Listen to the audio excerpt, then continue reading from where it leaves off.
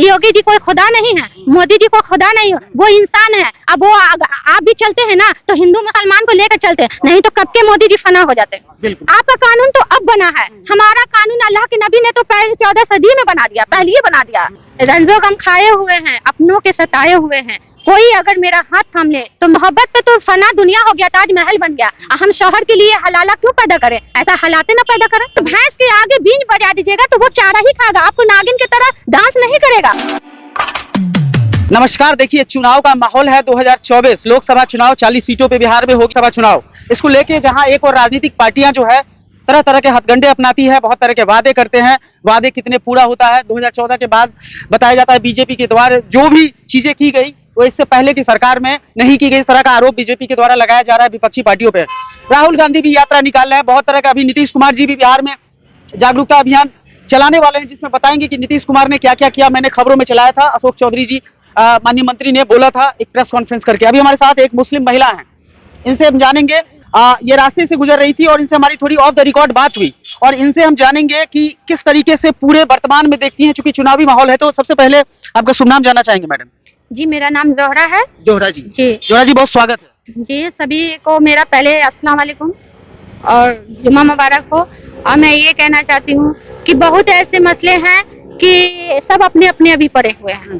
तो कहते हैं ना कि बोर्ड एक बाप होता है और उसके बच्चे सब होते हैं जो सत्ते में लड़ते हैं।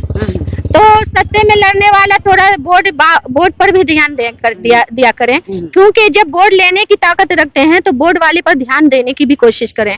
आप बोर्ड से जब जीतना चाहते हैं तो उसको तो ये भी देखना चाहिए ना कि जिसके लिए हम लड़ रहे हैं तो उस पर निर्भर हम होकर लड़ रहे हैं कि किसके लिए हम लड़ते हैं। गरीब के लिए, किसके लिए लड़ते हैं, महिलाओं के लिए, किसके लिए लड़ते हैं कि लड़कियों के लिए। कितनी लड़कियों तक जितना युवक लोग अभी हैं, हम लोगों में कास्ट में भी है और आपके भी कास्ट में, दोनों कास्ट में बेरोजगार लड़के सब यंग लोग बैठे हुए हैं। अगर सरकार से अभी पूछें कि 10 साल का लड़का अगर काम करता हो तो कानून कार्रवाई किया जाए, कानूनी कार्रवाई किया जाएगा। आज 40 साल 30 साल के लड़का BA में पढ़कर नौकरी के लिए बैठे हुए हैं तो सरकार पर केस किया जाएगा, उस सरकार पे केस किया जाएगा। मोदी जी तो कहते हैं कि मन की बात कह दिया, अब हम अपनी मन की बात कह रहे हैं। क्या उस सरकार पर केस किया जाए कि उसके हालात पे सही किया जाए। बहुत ऐसे लड़का लड़की शादी नहीं कर रहे हैं, नौकरी नहीं मिल रहा, बेरोजगारी की वजह से उसके घर के हालात खराब हैं, उसकी माँ झेलती है। मैं एक माँ निकली हूँ, मैं एक रोड पे माँ निकली हूँ, क्योंकि अपने बच्चों के भविष्य के लिए, मेरे बच्चों के भविष्य के लिए सरकार ने क्या किया मेरे साथ, हम लोगों के साथ क्या कर रहे हैं सरकार। हम अब सवाल उनसे करना चाह रहे हैं। मतलब आपका सीधा सवाल है कि जो अभी वर्तमान में हालात पैदा हो रहे हैं और जिस तरीके से बेरोजगारी बढ़ रही है, अभी तक तो कुछ नहीं उम्मीद है, लेकिन 2024 में हो सकता है कि शर्मिंदा हो मोदी जी और सबके लिए करें उम्मीद है।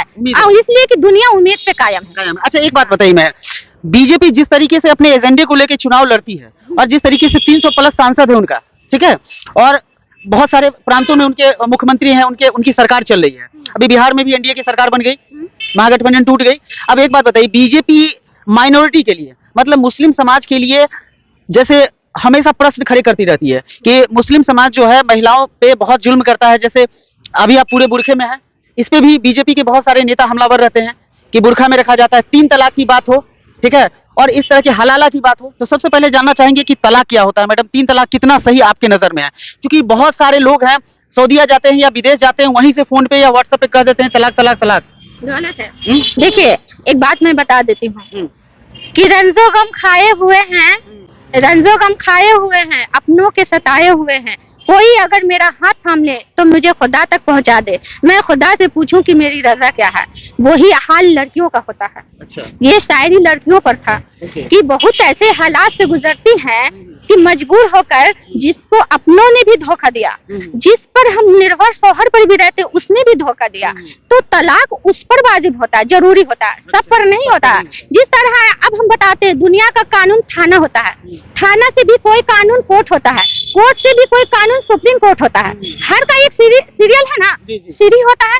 उसी तरह तलाक का इतना बड़ा पहले मेरे अल्लाह के नबी ने फरमान किया कि निकाह का नाम भी शब्द लेना हम लोग का रूमा से उठता है, डर जाते हैं, कांप जाते हैं कि इतना भारी मुद्दा निकाह वाली जो हालात है। लेकिन जब इस कानून को आप सरकार के तहत उसको कार्रवाई कर दिया तो लोग हिंदू मुस्लिम पर आ गए। लेकिन हम लोग के हदीस में भी साबित है कि जब निकाह इतना लाचारी में दीजिए कि जब तक उसकी जिंदगी दम तंग आ गई हो। हम लोग में भी साबित है कि हदीस में हम लोग के साबित है कि निकाह हम लोग बहुत मजबूर होकर दिया करते हैं।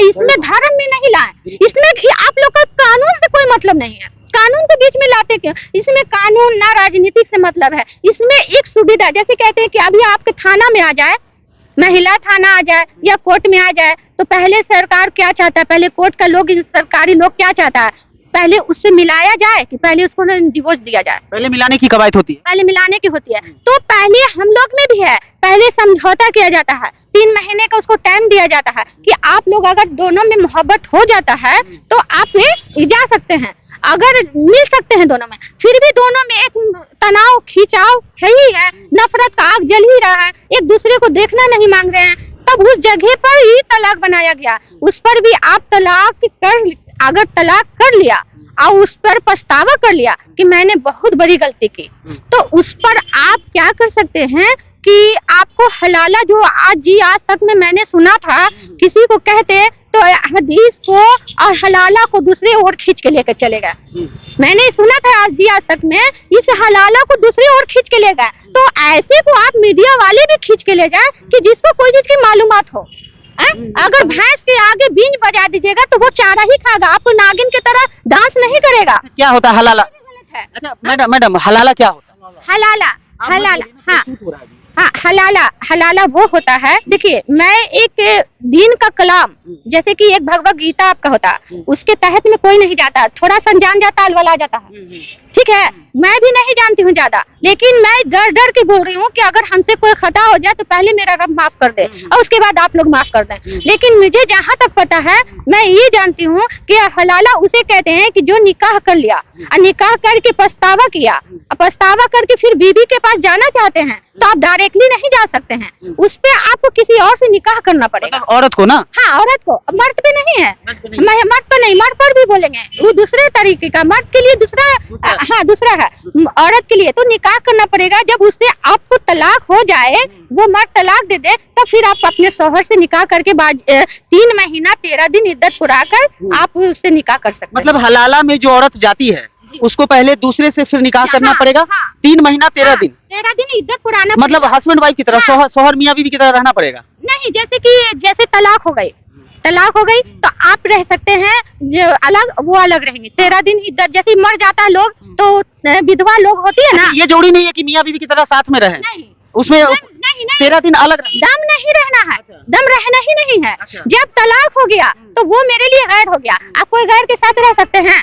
नहीं ना, तो वो गैर हो गया। वो गैर हो गया। नहीं, देखिए तलाक हो गई, मान लीजिए कि हमारी बीवी की तलाक हो गई, अब हमारी बीवी दूसरे से फिर निकाह करेगी जी, तो दूसरे से निकाह करेगी तो वो मियाँ बीवी की तरह उनको रहना पड़ेगा ना। हाँ, चाहे एक पल के लिए रहिए या 1 दिन के लिए रहिए या 1 घंटे के लिए रहिए, आपको रहना पड़ेगा। उसके बाद वो तलाक दे तभी। क्यों ये कानून से बेहतर मेरा रब का कानून सख्त मना किया तलाक से, क्यों किया है मना? पहले आपका कानून तो अब बना है, हमारा कानून अल्लाह के नबी ने तो पहले 14 सदी में बना दिया, पहले ही बना दिया। तो उस कानून का क्यों उल्लंघन करें, क्यों करें? मुस्लिम महिलाएं कुछ ये आके कहती हैं कि हलाला जो है सिर्फ औरतों पे लागू क्यों होता है, मर्द पे क्यों नहीं होता है? देखिए, मर्द पर हलाला क्यों नहीं वाजिब है, क्योंकि देखिए मर्द आदम अलैहिस्सलाम से चला आया है कि जबकि औरत पहले मर्द पैदा हुआ, हम लाख बन जाएंगे मर्द, हम लाख जमाने में कमाएंगे, दौलत हस्ती बनाएंगे, लेकिन हम मर्द के मुकाबिल नहीं कर सकते हैं।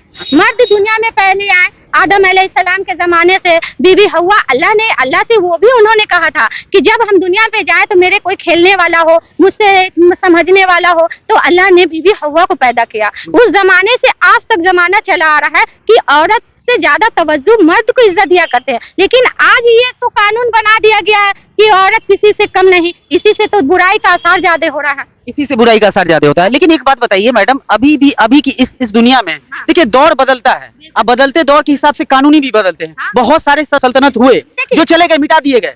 अब इस दौर की सल्तनत में जो अभी के बादशाह हैं, लोकतंत्र है चाहे जो भी है, जो सरकारें हैं वो फैसला करती है तो सबके लिए करती है।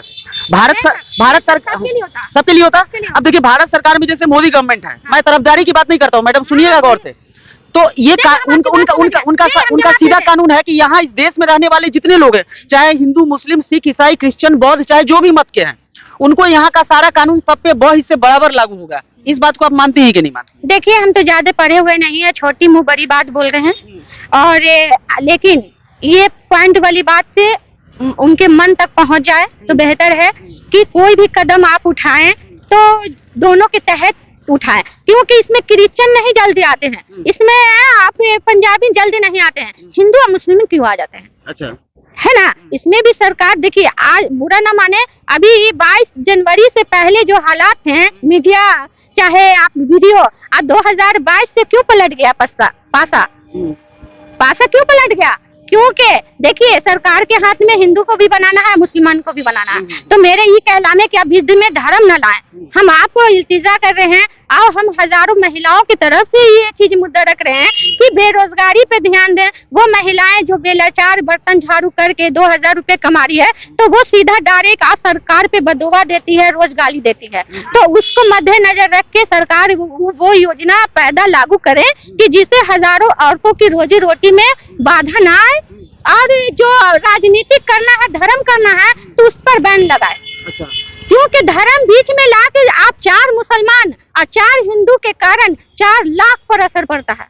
अच्छा, एक बात बताइए, जैसे हिंदू बहुत सारी मुस्लिम महिलाएं जो हैं वो आके कहती है कि जैसे हलाला होता है तो हमें दर्द होता है कि हमको दूसरे मर्द के पास जाना पड़ता है, उससे निकाह करना। देखिए, दर्द उसको होता है कि जिसको मोहब्बत न होता है, दर्द उसे होता है जिसको मोहब्बत ना होता है। क्योंकि मोहब्बत पे तो फना दुनिया हो गया, ताजमहल बन गया। हम शौहर के लिए हलाला क्यों पैदा करें? ऐसा हालाते ना पैदा करें। अच्छा, ये मोहब्बत जब होता शौहर में, तो हम बिना हलाला के भी रह सकते हैं। हम बिना हलाला के क्यों रहें? हम ऐसा मोड़ क्यों लाएं? अच्छा, आप ये कहते हैं कि तलाक ही ना करो तो हलाला तक जब बात ही ना पहुंचे। नहीं पहुंचे। हम उन महिलाओं से कह रहे हैं कि अगर कोई शिकायत है, आपका शौहर गलत है, आपको कमा कर ना देता, मार कर भी देता। आज मेरी बेटी का भी तलाक हो चुका है। आज मेरी लड़की, जो मैं बोल रही हूँ, आज मेरी लड़की का भी तलाक हो चुका है। ऐसे माहौल आए, ऐसी ठोकर रास्ते में मिले, उसके कारण करना पड़ा, उसके बाद इद्दत पुराना पड़ा, उसका निकाह करना पड़ा दूसरी जगह। बहुत ऐसी जोड़ियां होती कि रब बनाते हैं, लेकिन वहाँ दुनिया वाला सह नहीं पाता।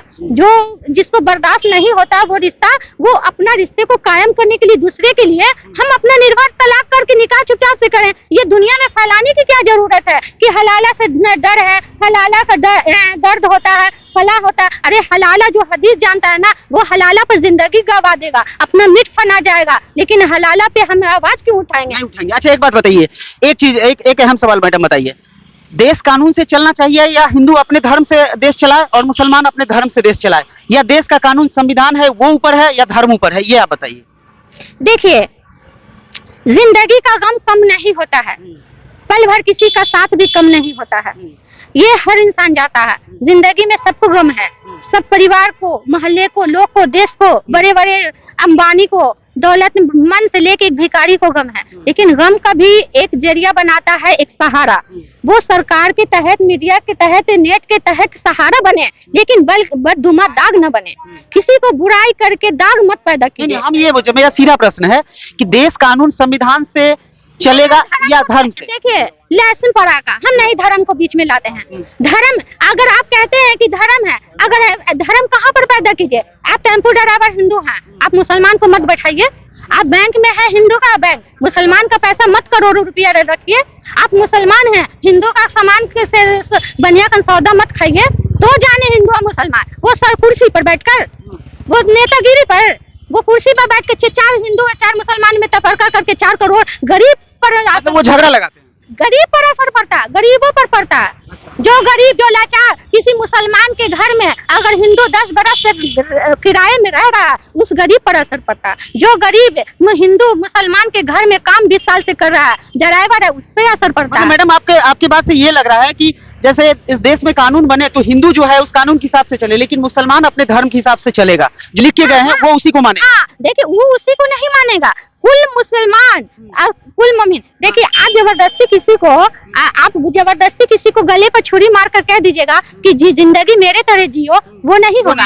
आप कपड़ा चेंज हो जाएगा, आपका चेहरा बदल जाएगा, लेकिन आपका फितरत नहीं बदलेगा। तो लेकिन आपको उसकी फितरत बदलना है तो उसके लिए अखलाक मोहब्बत से, अरे मोहब्बत दोगे तो दे देंगे जान, नफरत दिखाओगे तो ले लेंगे जान। अच्छा, बस ये है। बस ये है। तो ये थी हमारे साथ एक महिला और जिन्होंने अपनी बात को रखा और भारत के संविधान और कानून पे हमने जो प्रश्न किया उससे सीधे सीधे ये तौबा कर ली। इनका सीधा कहना है कि धर्म को मैं बीच में नहीं लाऊंगी और मुसलमान जो है धर्म से ही चलेगा, और अगर कोई भी चीज अगर आपको लागू करवानी है, आप सरकार में है तो उसको आहिस्ते आहिस्ते प्यार से आप ला सकते। हम लोग का देखिए, हम लोग के हदीस में, हम लोग के मुसलमान में है, मजहब नहीं सिखाता आपस में बैर रखना, ठीक है। और एक बात बोलते हैं कि जब धर्म के बीच में बात आती है तो हमको डर लगता है कि अल्लाह मैं गलत कुछ ना बोल दूं कि जिससे मुझे मेरा पहले रब नाराज हो जाए। इंसान क्या क्या है, चोर के आगे चोरी क्या छुपाना, झूठे क्या। कानून तो इंसान बनाया लेकिन आपका धर्म तो रब बनाया, तो सबसे पहले रब उसके बाद कानून। हाँ कानून, रब कानून। अब कानून भी कर रहा है तो रब ही के मुताबिक है, वो रब के मुताबिक। ये कहिए कि एक हिंदू ने कह दिया तो वो लग रहा है कि हिंदू ने मुझ पर दबाव दिया। नहीं, हमारा कानून भी है, हमारा कानून रब का कानून है कि हम पहले तलाक से चाहे कोई भी चीज को है तो उसमें डर पैदा कर दिया है। क्यों पैदा कर दिया कि ताकि वो कोई किसी को तलाक न दे। हम लोग का अर्श का पाया हिल जाता है तलाक के नाम से। ये नहीं है कि आज मोदी जी कर दिए, योगी जी कोई खुदा नहीं है, मोदी जी को खुदा नहीं, वो इंसान है। अब वो आप भी चलते हैं ना तो हिंदू मुसलमान को लेकर चलते हैं, नहीं तो कब के मोदी जी फना हो जाते हैं। बिल्कुल बिल्कुल। तो सारी बातें अब सुनी और इनकी बातों से आप कितना इत्तेफाक रखते हैं? आपको क्या लगता है कि देश कानून से चलेगा, किसी धर्म विशेष से चलेगा? चाहे वो हिंदू धर्म हो, मुसलमान हो, सिख हो, जैन हो, पारसी हो, तमाम जितने भी धर्म है, पंथ है, उनके हिसाब से देश चलना चाहिए या संविधान से चलना चाहिए? संविधान सर्वोपरि या धर्म सर्वोपरि? इस पे आपके जो विचार होंगे हमारे साथ आप साझा कीजिएगा, बने रहे हमारे साथ।